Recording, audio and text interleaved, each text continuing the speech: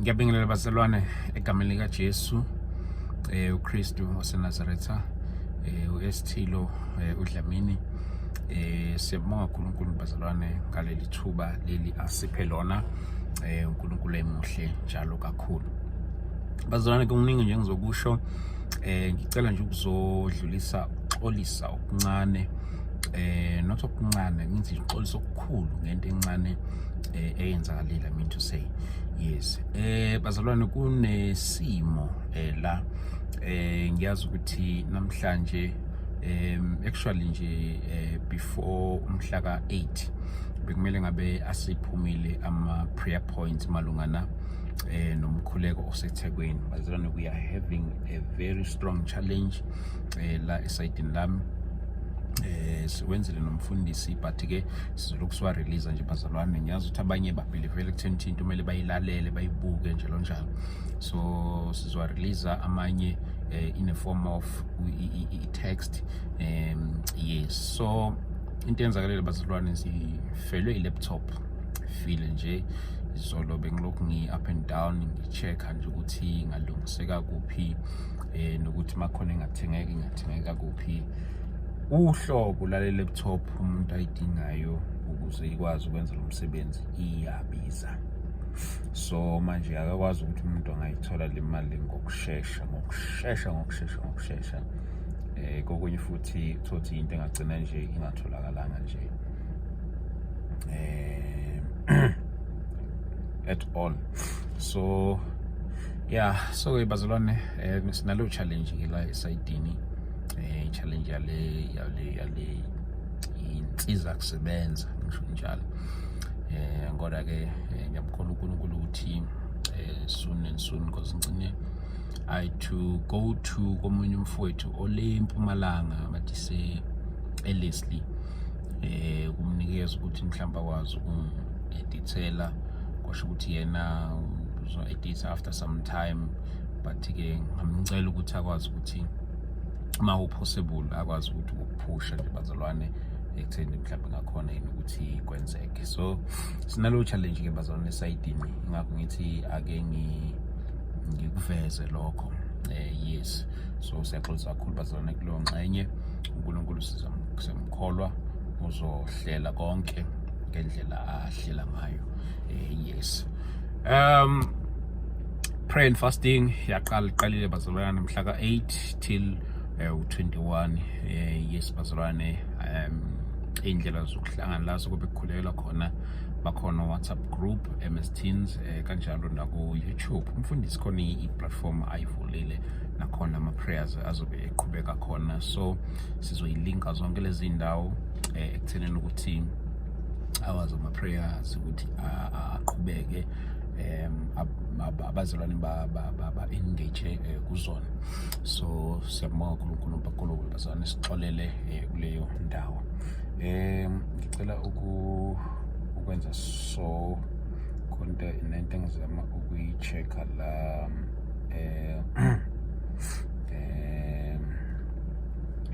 okay senze so okay. Ukuhlangana bazalwane siyahlangana uMkhumbane Hall ngomhla ka-28 June 28 June sobe silapha eMkhumbane Hall sizobe siphelele sonke lapho bazalwane.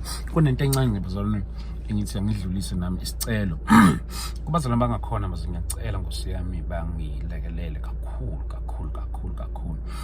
Kunomzalwane osinikelela ngesound khona le umfokadube usinikelela ngesound, kodwa provided i-transport ne-trailer. Ake ngithi nje trailer ne-trailer cause inkulu isound yabo ne-trailer bazalwane bese kuba u-diesel futhi ekutheni sikwazi ukuthi sifake i-fuel lapha emotweni yabo. So ngicela bazalwane lekelele kuleyo ngxenye leyo kakhulu yes. I-vein bazalwane sengayikhava kudala so we are covered bazalwane, and not hoping ukuthi singaphazamiseka lapha nakulutho singaphazamiseka cause iholo kamasipala siyakhokhwa khona ama receipt zonke lezi zinto. So i-challenge ikhona nje manje iyo le bazalwane. Ngiyacela nje kakhulu bazalwane ukuthi nilekeleleke kuyo le ngxenye le. Could be any amount bazalwane sikwazi ukuthi uNkulunkulu futhi nje wenza umusa, because made ngenza ama quotations on my sound system kakhulu that side bazalwane they are so stretching, so uye wazinikela mfowethu wathi ucela ukunikela ngayo, but ekunikeleni kwakhe ke komele sifake udiesel kanjalo futhi nokuqasha itrailer.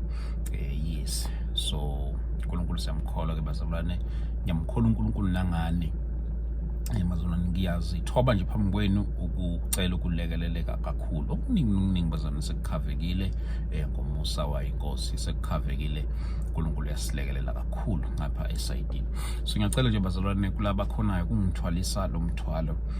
Some days I feel ukuthi it heavy, lokho okuserious, lokho kwangampela. So ngiyacela nje bazalwane ngoba namandla ukungilekelelisa bazalwane, and nakubazalwane ba around Durban ngiyacela bazalwane ekuthenini ukuthi nisilekelele mhlawumbe kulaba bangakhona ukuthi ukuvolunteer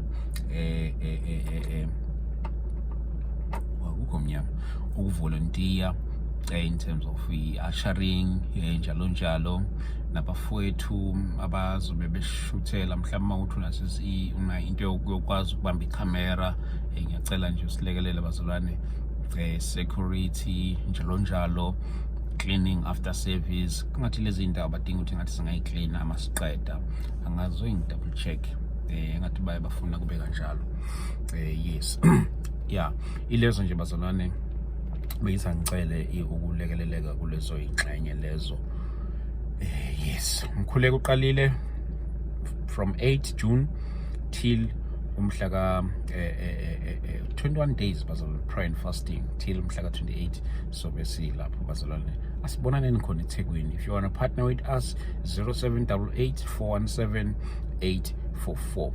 Ngingakhohle bazalwane, 28 June uMkhumbane Hall at Durban. Masiqeda khona sobe kuno ndezana na man of God engiyimemile nayo, sizobe sise Kagiso. It's going to be an open air. It's an outdoor service. So bese Kagiso bazalwane, so memezela uJesu nje emastradini in the street of Kagiso. So bese khona lapho bazalwane. So yabona mangisuke ngicela ipartnering nani bazalwane, yizo lezi zinto ngisuke ngiyiveza ukuthi esizobe sizenza.